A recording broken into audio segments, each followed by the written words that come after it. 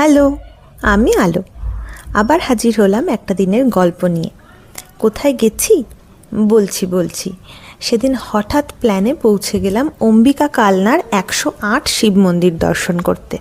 কৃষ্ণনগর থেকে কালনা মোটামুটি 25 কিলোমিটার। শান্তিপুর হয়ে ঘাট পেরিয়ে কালনা পৌঁছলাম বিকেল 4টে নাগাদ। পৌঁছেই জানলাম রাজবাড়ি কমপ্লেক্স থেকে ভোগের প্রসাদ দেওয়া তখনও চলছে। গিয়েই দেখলাম 100 টাকার বিনিময়ে নিরামিষ থালি আর কি। খেয়ে দিয়ে ঘোরা শুরু করলাম। প্রথমেই দেখলাম লালজি মন্দির। সম্ভবত 1749 সালে সেই সময়ের বর্ধমানের রাজার মা তার বৃন্দাবন যাত্রা সম্পন্ন হওয়ার স্মৃতিতে এই বড় চারচালার নাট মন্দির নির্মাণ করেন। তারপর বাইরে বেরিয়ে দেখলাম অসাধারণ টেরাকোটার কাজের রাসমঞ্চ। তার পাশেই ছিল প্রতাপেশ্বর মন্দির।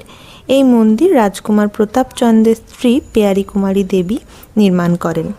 এছাড়াও এখানে রয়েছে চাঁদনি শৈলীতে তৈরি শিব মন্দির, রূপেশ্বর মন্দির, পঞ্চরত্ন মন্দির, যার 5টা মন্দিরের মধ্যে 3টে বড় আর 2টো ছোট। শীত প্রায় শেষের দিকেই।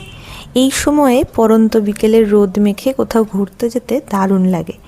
বেশ কিছু সময় আমরা ওখানে কাটালাম। টেরাকোটা বলতেই আমরা বিষ্ণুপুরের কথা ভাবি। বাড়ির পাশেই এত অপরূপ শিল্পকর্মের সব নিদর্শন রয়েছে যেখানে কখনো যাওয়াই হয়নি। তারপর সেখান থেকে আমরা গেলাম মূল মন্দিরে। গোলাকার একচালা শিব মন্দির, যার বাইরের গোলে আছে 74টি শিব মন্দির আর ভেতরের গোলে আছে 34টি শিব মন্দির। সম্ভবত 1809-এ বর্ধমানের মহারাজ তেজ বাহাদুর এই মন্দিরটি নির্মাণ করেন। এই মন্দিরের বাইরের গোলে পরপর একটা করে সাদা এবং কালো শিবলিঙ্গ দিয়ে সাজানো, আর ভিতরের গোলে সবগুলোই সাদা শিবলিঙ্গ ছিল। অসাধারণ একটা দিন কাটিয়ে দারুণ একটা আকাশ দেখতে দেখতে সন্ধ্যায় আমরা বাড়ি ফিরে এলাম। আজকের মতো এই পর্যন্তই। বাই।